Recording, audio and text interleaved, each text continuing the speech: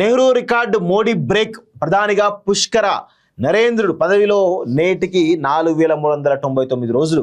భారత తొలి ప్రధాని జవహర్ లాల్ నెహ్రూ రికార్డును ప్రస్తుత ప్రధానమంత్రి నరేంద్ర మోడీ బ్రేక్ చేశారు. ప్రజాస్వామ్యబద్ధంగా ఎన్నికైన ప్రభుత్వానికి ప్రధానమంత్రిగా గ్యాప్ లేకుండా సుదీర్ఘకాలం బాధ్యతలు చేపట్టినటువంటి ప్రధాని మోడీ తన రికార్డును మోడీ తన పేరిట లిఖించుకున్నారు. జవహర్ లాల్ నెహ్రూ కంటిన్యూగా సుదీర్ఘంగా 4388 రోజులు ప్రధానిగా పనిచేశారు.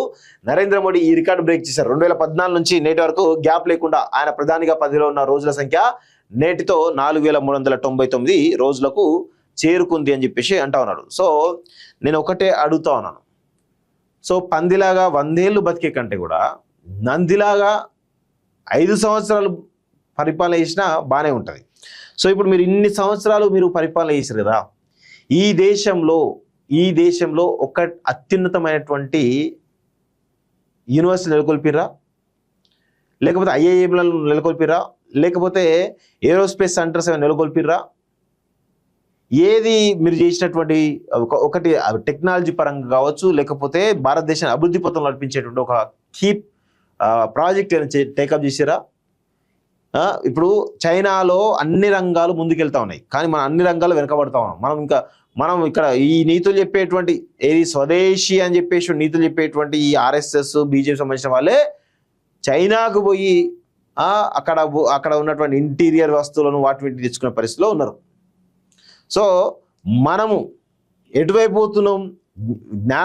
విజ్ఞానం వైపు వెళ్ళాల్సినటువంటి ఈ దేశము ఈరోజు అజ్ఞానం వైపు అగాధం వైపు వెళ్తా ఉన్నది. అజ్ఞానం వైపు నడిపిస్తా ఉన్నారు వీళ్ళంతా కూడా.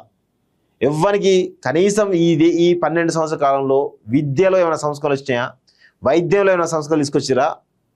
లేకపోతే ఉపాధి విషయంలో ఏమైనా సంస్కరణలు తీసుకొచ్చిరా?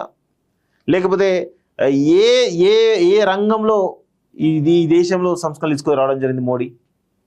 ఒకవేళ నెహ్రూతో కంపేర్ చేసుకుంటే, నెహ్రూ ఆనాడు అప్పుడప్పుడే దేశం స్వాతంత్రం వచ్చి మొదటి ప్రభుత్వం ఏర్పడిన తర్వాత ఆర్థిక వ్యవస్థను గాడిలో పెట్టడం కావచ్చు, లేకపోతే ఈ దేశానికి సంబంధించినటువంటి ఒక దిక్సూచిలాగా ఆయన చేసిన ప్రయత్నాలలో భాగంగా ఒక్కటంటే ఒక ప్రయత్నమైన ఇప్పుడు ఆయన వచ్చినప్పుడు ఈ దేశంలో ఆర్థిక వ్యవస్థ పరిపుష్టంగా ఉన్నది. ఎవరు? మోడీ వచ్చేప్పటికి. మరి ఏమైంది? ఏమన్నా ఒక పథకాలు, ఏమన్నా ఒక ఫ్లాగ్షిప్ ప్రోగ్రామ్ అని తీసుకుంటా బీజేపీ నుంచి అంటే ఒకటి కూడా లేదు. దానికి పైగా దేశాన్ని అజ్ఞానం వైపు నడిపిస్తూ మతం అనేటువంటి ఒక ఉన్మాదాన్ని దేశ ప్రజల మధ్య ఒక విచ్ఛిన్న దేశగా విద్వేష రాజకీయాలు చేయడం తప్ప వీళ్ళు చేసినటువంటి పని ఒక్కటి కూడా లేదు. కేవలం విద్వేష రాజకీయాలు తప్ప, విద్వేషం సంబంధించినటువంటి విషయాలు తప్ప ఏది లేదు. ఏమనంటే నెగిటివ్ వస్తున్న ప్రతిసారి కూడా ప్రతిపక్షం ప్రతిసారి కూడా ప్రతిపక్షం పైన ఏదో ఒక బురదల్లాలే, వాళ్ళని దేశద్రోహులు అనాలి, ఓటు దండుకోవాలి. లేకపోతే పాకిస్తాన్ ఇండియా బార్డర్లో ఏదో ఒకటి బాంబు వేలాలి, కొంతమంది చచ్చిపోవాలి, ఇక దానికి వాడుకోవాలి. ఇదే జరుగుతూ ఉంటుంది తప్ప మోడీ చేసినటువంటి ఒక ప్రయత్నం కూడా లేదు. ఇక్కడ విఫల ప్రధానితో పాటు అంతకు మించి విఫలమైనటువంటి ప్రతిపక్ష నేత ఉన్నాడు కాబట్టి ఈరోజు మోడీ యొక్క ఆటలు సాగుతున్నాయి. రాహుల్ గాంధీ లాంటి వ్యక్తి ఈరోజు ఒక ప్రతిపక్ష నేతగా విఫలమైండు. ఎట్లయితే మోడీ ప్రధాని విఫలమైండో ఆయన కూడా ప్రతిపక్ష నేత విఫలమైండు కాబట్టి మోడీ ఈ రాహుల్ గాంధీ కంటే మోడీ బెటర్ అని చెప్పి మోడీ ఓట్లు ఇస్తా ఉన్నారు తప్ప వేరే ఏమీ లేదు. ఇక్కడ ఆయన బలం చూసి ఏం ఓట్లు ఇస్తలేరు, ఎదుటివాడి బలహీనతలు చూసి ఈరోజు ఈయన ఓట్లు ఇస్తున్నట్టుగా కనబడతా ఉంది. పుష్కర తొలి ప్రధాని నెహ్రూ 4398 రోజుల రికార్డును అధిగమించినటువంటి మోడీ నేటితో స్వతంత్ర భారత్లో అత్యధిక కాలం ప్రధానిగా ఉన్నటువంటి నేతగా రికార్డు. నేడు ఢిల్లీలో ఎన్డీఏ భేటీ హాజరవున్నటువంటి సీఎంలు, డిప్యూటీ సీఎంలు సుపరిపాలన అభివృద్ధితో భారత్ను అగ్రరాజ్యంగా నిలపడమే లక్ష్యం అంటూ చూస్తాం. సో 12 సంవత్సరాలుగా మోడీ దేశాన్ని అధోగతి పాలు చేస్తున్నటువంటి పరిస్థితి చాలా స్పష్టంగా కనబడతా ఉంది. సో 4398 రోజుల రికార్డును అధిగమించినాం, కానీ సాధించింది ఏంది? నెహ్రూ కంటే మోడీ సాధించిన పరిస్థితి. నెహ్రూ ఐఐటీల నుంచి ఐఐఎల్ నుంచి మొదలుపెట్టుకుంటే ఈ దేశంలో సంబంధించిన టెక్నాలజీ విషయంలో కావచ్చు, లేకపోతే మన దేశ అంతర్గత భద్రత కావచ్చు, బాహ్యంగా సంబంధించినటువంటి సంబంధించిన భద్రత కావచ్చు, ఏదైనా తీసుకోండి, దేశాన్ని ఒక గాడిలో పెట్టడానికి ఆయన ప్రయత్నాలు చేసిండు. మరి మోడీ ఒక మతం అనేటువంటి ఒక ఉన్మాదత్వంతో తప్ప ఈరోజు ఒక ఐఐటి అయినా నిర్మించిండా? ఒక ఐఎం నిర్మించిండా? ఒక రీసెర్చ్ సెంటర్ నిర్మించిండా? ఏం చేసిండు మోడీ? చెప్పుకోవడానికి ఒక్కటి కూడా నాకైతే కనబడతలేదు. అదే ఇప్పుడు నువ్వు 12 సంవత్సరాలు కాదు 20 సంవత్సరాలు ఉన్నా 30 సంవత్సరాలు ఉన్నా ఏం లాభం? భారతదేశానికి ఒరిగిన లాభం ఏంటి? 5 సంవత్సరాలు అయినా సరే సరే మనం నందిలా బతకాలి.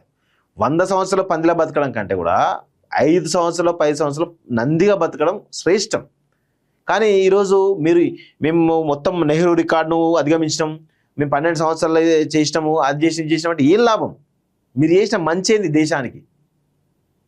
దేశం మీ వల్ల అధోగతి పాలైపోయి ఈరోజు ఆర్థిక సంక్షోభంలోకి బలవంతంగా నెట్టివేయబడతా ఉన్నది. సో దానికి కారణం ఏంది? ప్రధానిగా మీరు విఫలమైపోయారు. విఫల ప్రధాని, 12 సంవత్సరాలు విఫల ప్రధాని కేవలం ఒక మతం అనేటువంటి ఉన్మాదత్వంతో మాత్రమే ఈరోజు మీరు ఓట్లు దండుకున్నారు తప్ప ప్రజల్ని ఒక రకంగా మతం వైపు నెట్టేస్తున్నారు.